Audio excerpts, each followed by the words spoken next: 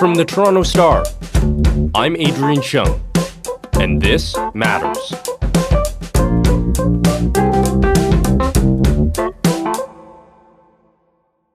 After weeks of questioning over the We Charity controversy, calls for resignation from the opposition, rumors of a rift between the Prime Minister and the Finance Minister, the first domino has fallen. It's the right time for a new Finance Minister to deliver on that plan for the long and challenging road ahead. That's why I'll be stepping down as Finance Minister and as Member of Parliament for Toronto Centre. Finance Minister Bill Morneau, in one of the most high-profile cabinet roles, is out. In comes his replacement, Chrystia Freeland, Canada's first female finance minister. I, Chrystia Freeland, do solemnly and sincerely promise and swear that I will truly and faithfully, and to the best of my skill and knowledge, execute the powers and trusts reposed in me as Deputy Prime Minister and Minister of Finance. So help me God. Oh, and there's a cabinet reshuffling too.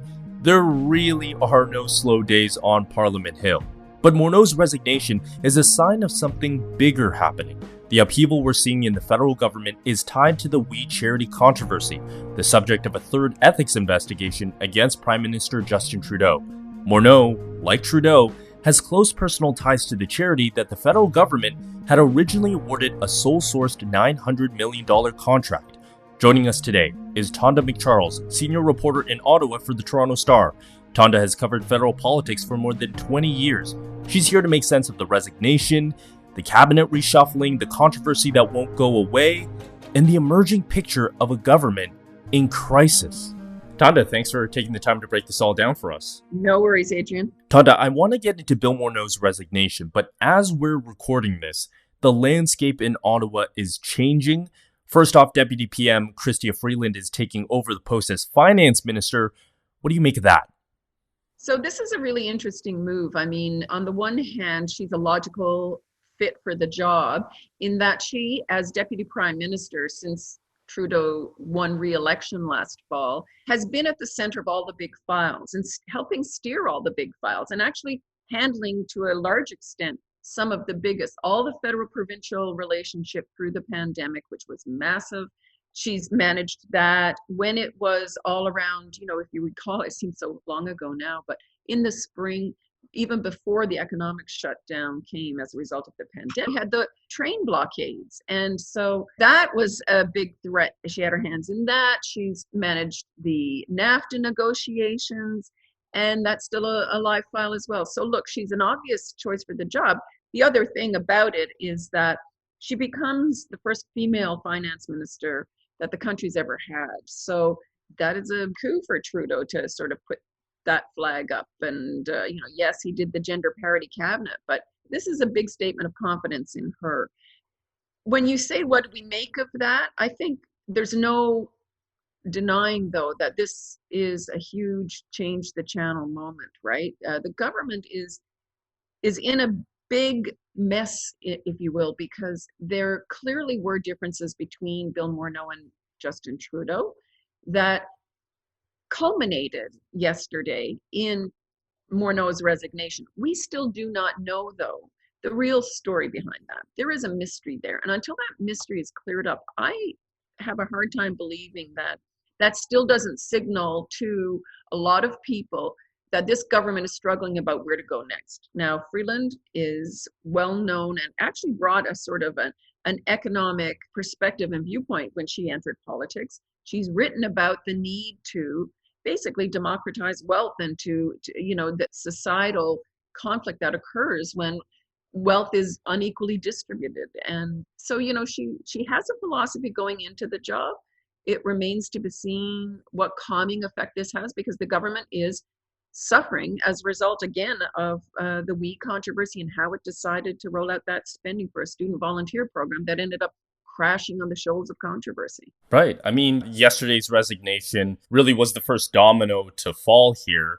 Can you quickly bring us up to speed? How did we get to this point? How did the finance minister end up resigning? So that's the million-dollar question. But here's how we got there. The why, I think we'll know a little later, but here's how we got there. as part of all the billions that the Trudeau government has rolled out to help people cope in the pandemic, there was a $9 billion package for students, which included some relief on loans, and it included a component called the Student Volunteer Program, a student service grant. And Bill Morneau and Justin Trudeau thought this was a great idea and ended up basically agreeing in a decision of the cabinet to give that program to We Charity. A lot of our readers know We Charity from the Craig Kielburger and Mark Kielburger, the Kielburger brothers. They had a prominent spot in the Star for years writing a column. The ethical problem arose because both Trudeau's mother and brother accepted hundreds of thousands of dollars in expenses and fees for speaking at We Day events. Trudeau himself was closely tied to We. And then it emerged that Morneau had a daughter who worked at the organization, another daughter who spoke. His wife had donated to the charity. And he took a trip that the Kielburger brothers testified they viewed as complimentary. But Morneau said, I didn't realize I hadn't paid the bills. It just came to my attention 3 years later, just on the day he was about to testify at Finance Committee about how they came to that decision that, look, I took a trip. I owed them money for it, tens of thousands. He wrote a check for $41,000. That's the salary of some people for a year. Without hesitation, he cut a check to make the problem go away. That revelation came as a shock and a surprise, I'm told, to Liberal caucus members of the committee itself that day, and to also people inside the PMO who had not realized that Morneau was in that position. And it wasn't the first strike. Morneau had ethical stumbles earlier in his political career. He fundamentally is a very decent person in our dealings with him and always seemed to be in politics for the right reasons. However, he never had great political instincts, and he should have realized when he was a cabinet minister, a year after Trudeau got into trouble for taking the trip to the Aga Khan's Island, that he as a cabinet minister can't take free trips from anybody, or trips that he doesn't actually cover the costs for right away. Anyway, he was put in a position, the Conservatives say he was in a deep conflict of interest, and they've upped the rhetoric today, and they are slamming this government for being mired in a corruption scandal. Well, it remains to be seen whether this violates the ethics code and the guidelines. That's under investigation. No one has suggested this amounted to corruption on a criminal scale. That is hyperbole. But it goes to show you that in a minority parliament, political tensions are really high, and the government is running they're on a tightrope right now. They're trying to get billions out the door.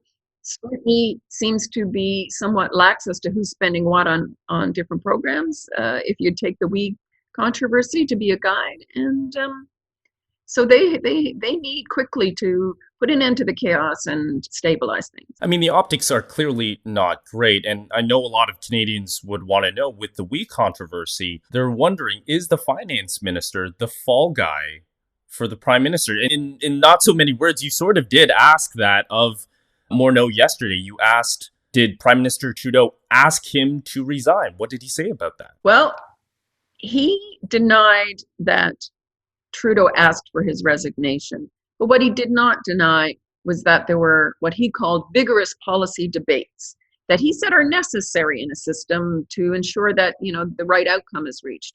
But he didn't deny that they had great disagreements, and he didn't directly address the question about whether the leaks around Mark Carney, the former Bank of Canada and Bank of England governor, who's now, looking at the green economy and how to build a green economy, who's now acting as an advisor informally to Justin Trudeau. He didn't directly address the question of whether he felt that he was being sidelined by Trudeau, that his legs were being cut out from under him, whether that drove him to tender his resignation. I mean, some people will remember that when Prime Minister Jean Chrétien and his finance minister, Paul Martin, were at loggerheads, it all came to a head. Chrétien and Martin had, a night of, as Bill Morneau would call it, vigorous policy debate. And Martin's people made it known later that he got quit, that he was in an untenable position and left amidst a broken down relationship with the Prime Minister. And it's pretty clear, even though both Morneau and Trudeau are trying to paper over their differences today, that they had reached a point of no return. Yeah, the proof is in the resignation. Absolutely. No finance minister leaving on good terms with his prime minister, would not stand up in a news conference with the prime minister at his side and sing each other's praises. Instead, what you got was Morneau trying to write his own political legacy, and Trudeau issuing a statement that outlined his political obituary. We'll be right back.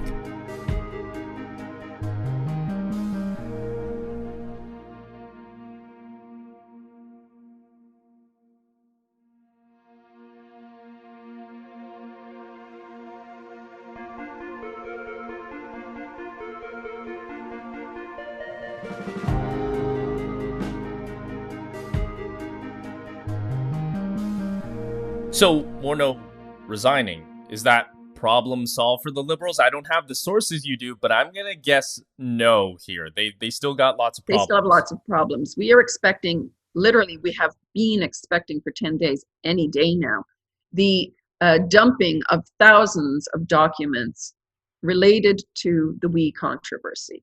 In those documents, these are government communications, internal government communications around when they were trying to decide, would we get this program or not to deliver?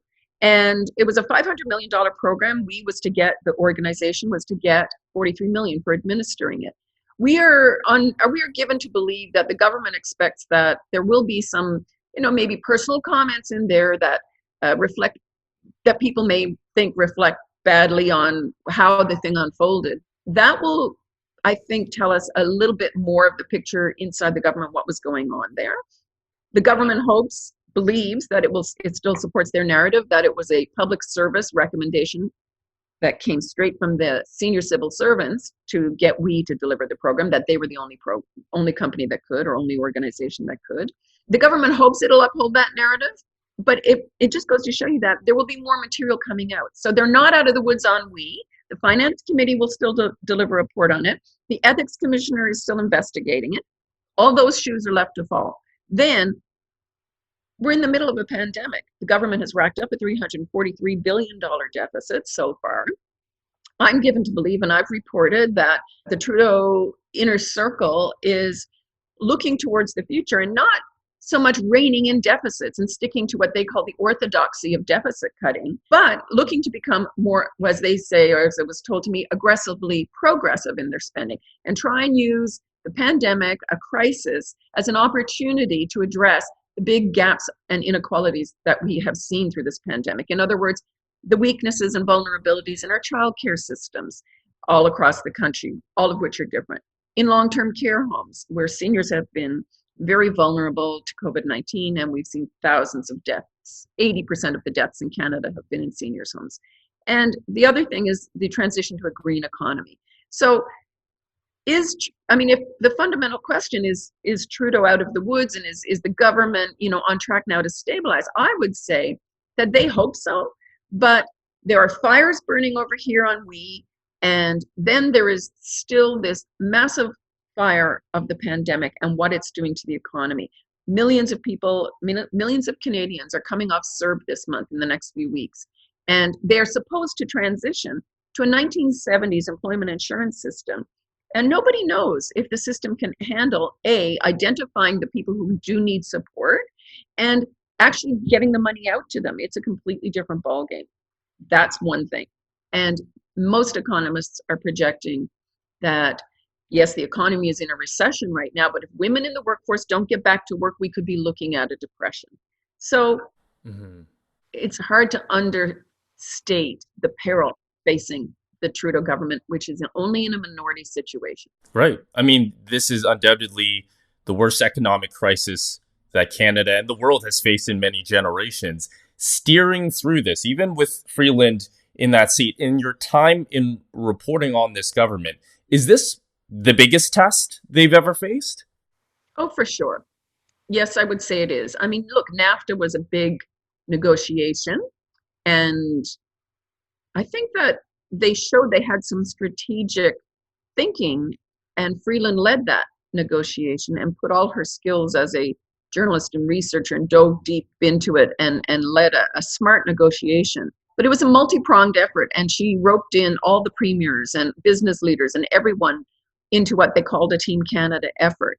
So that was a big challenge, and they rose to it. One could argue that the SNC-Lavalin affair, which showed to a certain extent a prime minister's office willing to meddle in a justice minister's business and try and pressure her to cut a prosecution settlement deal with SNC-Lavalin. That was very damaging. It undermined their credibility at the polls, I would argue. But those were both challenges that I think a small part of the government had to meet. This is a massive all of government challenge and all of society challenge. And they don't have a Team Canada on board in terms of dealing with this. We still haven't heard, for example, from the Conservatives, really how they see the pandemic should be dealt with. They just have criticized the government for its deficit spending. Well, if the government's going to continue deficit spending and go deeper into the red for their political goals, you can imagine it's going to be quite the fight. And next week, the Conservatives get a new party leader, and that will be a bit of a fresh wind at their back. Yeah. Do you think there's a big shakeup coming, a major reset coming in the fall? Well, look, that's what has been heralded by this government. Behind the scenes, most of the players familiar with Justin Trudeau's thinking say that there is a big drive to do a big reset. So what form that takes is anyone's guess. So there's talk about they could prorogue Parliament. Proroguing Parliament means basically ending this session. That would make sense because, let's face it, they were elected under a mandate last fall that no longer applies. I mean, that's all out the window. Their campaign, the world has changed. Their campaign platform is irrelevant. So yes, everybody needs a new mandate letter. Do they need, though, to simply do a reset by proroguing Parliament, new speech from the throne, table a new budget or an economic update with their plans, and then put that to a vote in Parliament? If it doesn't win the support of at least one other party in the House of Commons, the NDP and the Bloc have been on the left, their partners so far in supporting their bills. If they don't win the confidence of the House of Commons over an economic update or a budget, potentially we could be into an election. So look, big things are happening this fall. The government is about to write a course for itself that could see Canadians going back to the polls in a pandemic, and they risk a lot in that regard. But as people always tell me, they're not in any rush to go to an election because the worst day in government is better than the best day in opposition. So who knows? Maybe they will seek to find, again, a partner in the opposition, among the opposition parties, that will help them write a greener, more, let's say, a more equal distribution of support for Canadians in that budget. I remember in the fallout of the 2019 election, there was a lot of talk of, well, especially with a lesser mandate than the one that they had before. The question was, how long do we go back to the polls, especially with a minority government? Is it sooner than anybody could possibly imagine? I mean, what innocent time that was, in a pre-pandemic time, but that sort of changed the timeline in everything, especially this year. When they were elected in the fall, yes, they had a minority, but they had what was deemed to be a very stable minority. They only need the support of one other political party to have a majority in the House of Commons, to have the confidence of the House. But any other opposition party that wants to defeat them needs the support of all of them, all of the opposition parties to defeat them. So right now you have the Conservatives very much on the right of center, and three others, the Bloc, NDP, and Greens, on the very much to the left of the Liberals. It could still arguably be a stable minority parliament if the Liberals manage to convince either Jagmeet Singh or if François Blanchet of the Bloc Québécois to support them. The Bloc is a bit of a longer shot because the Bloc has already called for the resignation of Justin Trudeau, his Chief of Staff, Katie Telford, and Bill Morneau. They've got 1 out of 3. Will that satisfy them? We haven't heard from them yet, but I'm guessing not. So it still remains, I would say the NDP remains their dance partner, and we'll see what they do to accommodate the NDP demands. Getting the finance minister to resign, undoubtedly a huge win for the opposition Conservatives here. Do you think that they're smelling blood, especially they're about to elect a new leader for their party next week? You know, a few weeks ago, we knew that Prime Minister Trudeau was in trouble with this wee controversy. Is it an even bigger problem than we thought then? Well, it's a bigger problem now because Trudeau doesn't have Morneau. He's lost his finance minister. Something happened that he accepted the resignation of the finance minister. If he had a choice, he wouldn't want to do that. The opposition does smell blood.